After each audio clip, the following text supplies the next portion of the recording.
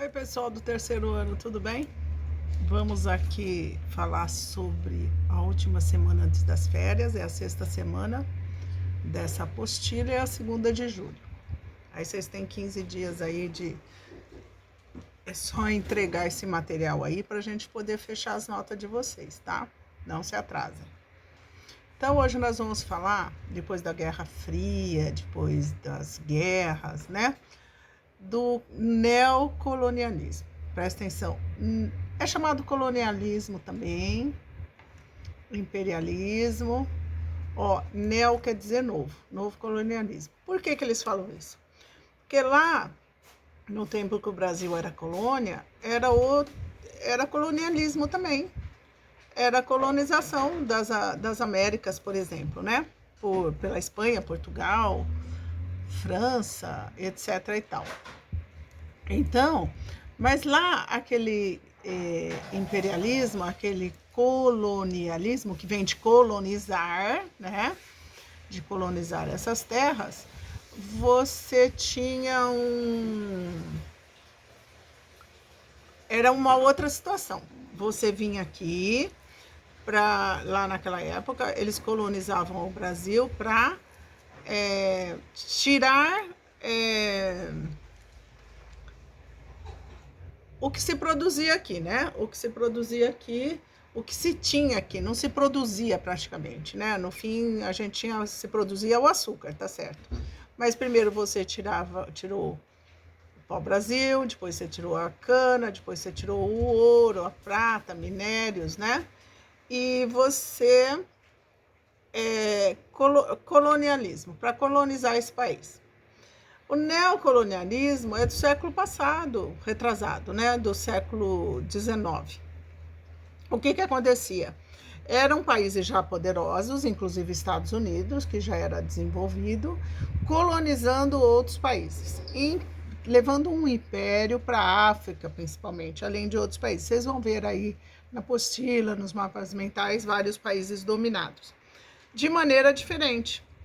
Então, por exemplo, Portugal dominou o Brasil, lá por volta de 1500 e tanto, e Brasil não era Brasil, era Portugal. No neocolonialismo não é assim. Então, o país, esses países que estão na segunda revolução industrial, eu coloquei uns mapas mentais aí sobre as fases da revolução industrial, ou seja, a primeira foi ali da máquina a vapor, depois já tem na segunda a indústria elétrica, depois nós temos a robotização, né? Nós vamos caminhando nessas revoluções industriais e hoje nós temos as tecnologias aí de computadores, online, etc e tal, celulares. Já é considerada a quarta fase, né?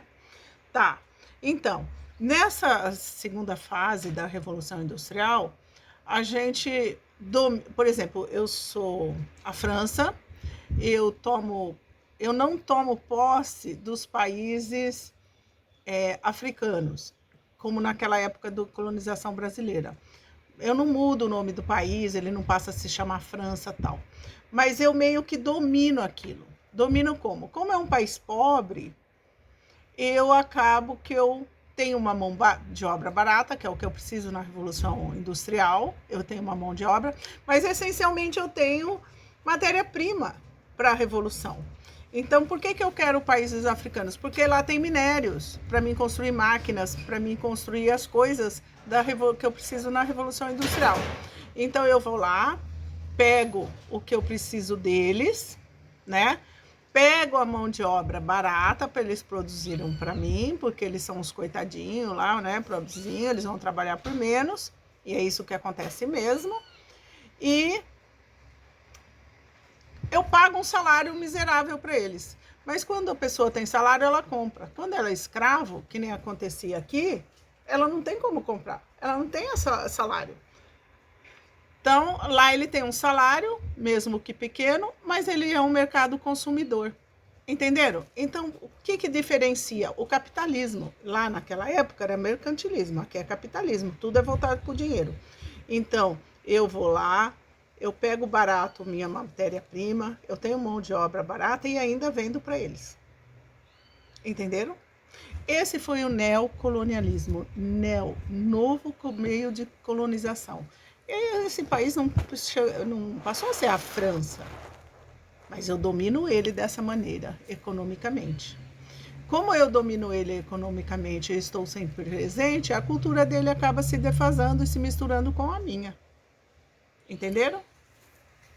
E alguns países dominam legalmente também, né? Tipo, a China dominou Hong Kong, dominou outros países, Japão também, Estados Unidos também, né? Ficaram sob domínio mesmo desses países, certo? Entenderam o que foi isso? Então, vocês têm um mapa mental aí muito legal que explica bem a diferença. Tem uma tabelinha que fala dessas coisas. E ainda tem a questão ideológica, né? Que essa questão ideológica é uma... Eu não posso falar um palavrão aqui, né? Mas dá vontade. Vamos dizer assim, uma palhaçada, né?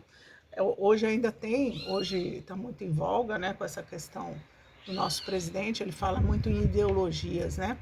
Mas é muito triste. Então, lá no colonialismo português aqui no Brasil, tinha a questão da igreja. Eles vinham trazer os jesuítas, os padres, para tirar da selvageria os índios, que os índios não tinham alma, né?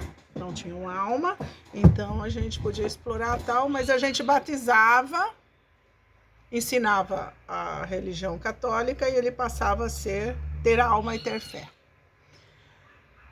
No neocolonialismo é outra ideologia. Não é divina, espiritual, vamos dizer. Ela é assim, como a África, como esses países são inferiores, nós vamos ali, não é para explorar não, é para fazer com que eles virem países civilizados, que eles evoluam como nós. Olha que sacanagem, né? Essa é a ideologia. Então lá, aquele povo humilde, pretinho, lá da África, né? Coitadinho, a gente tem que civilizar esse povo. O que é uma grande idiotice, né? Uma grande idiotice. Cada um tem sua cultura a seu modo. Isso a gente já sabe. Então eles dominavam, diz que, claro, o objetivo era puramente econômico, mas eles diziam que era para civilizar aquele povo. Vocês têm tudo muito bem explicadinho aí no mapa mental número 1, tá ok? Por hora é só, qualquer dúvida estou à disposição. Beijo!